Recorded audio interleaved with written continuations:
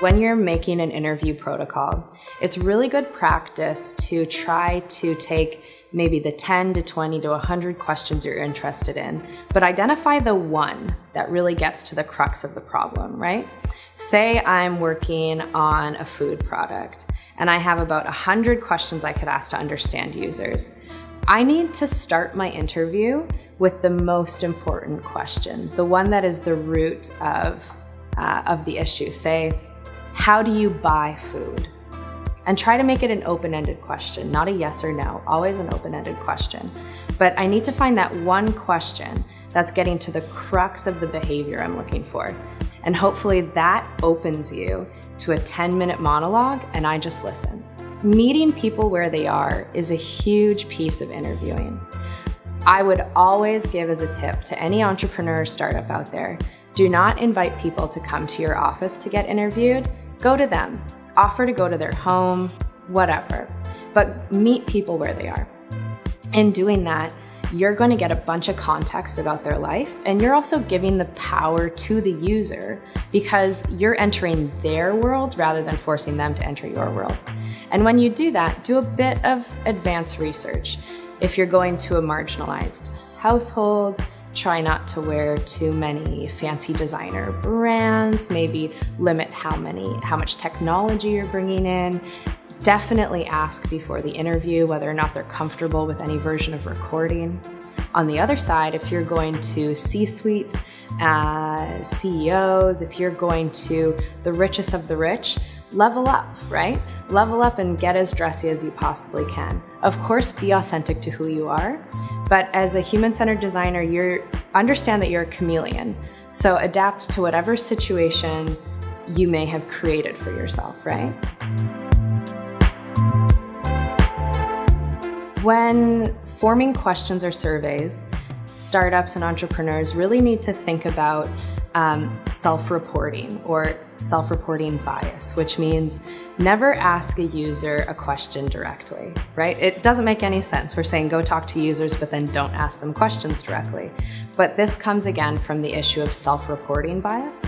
So think about all of the activities related to the product you're going to build or the thing you want to improve. And maybe not the activity itself, but all of the time you spend right before that activity. The motivations that get you to the door, right? Say I want to buy a coffee at Starbucks. My interview questions would be more about when I drink coffee, what time in the day, what flavors do I like, what type of containers do I like to drink my coffee out of? Do I drink coffee alone or do I drink coffee with a group of people?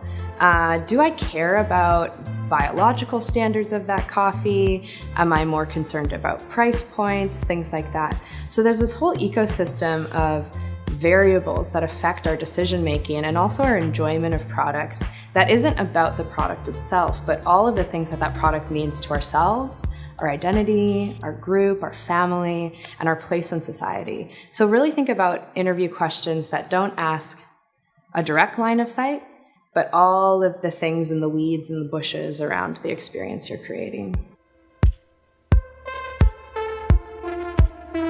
A great example of testing with users is the potato peeler. So the traditional potato peeler is a pretty basic, non-ergonomic tool, right? It's just a straight tool with a sharp edge, and you hold on to it, and you really have to crank your wrist to peel that potato or carrot or whatever it is that you're doing.